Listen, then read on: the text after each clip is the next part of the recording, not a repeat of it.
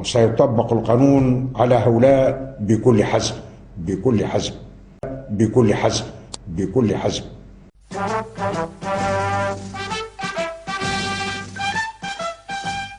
كان في قديم الزمان في مجاهل الغابة كانت توجد قرية مخفية تعيش فيها مخلوقات صغيرة تطلق على نفسها اسم سنافر، وكانوا يحبون الخير.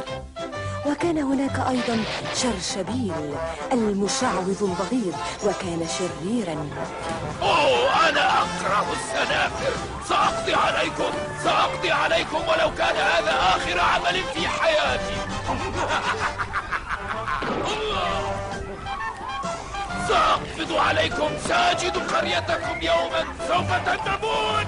الغابة ما زالت هناك، فإذا أنصتم ربما سمعتم صوت شرشبيل بكل حزم بكل حزم. وإذا نظرتم جيدا ربما لمحتم السنافر. قد جلعت الشعب.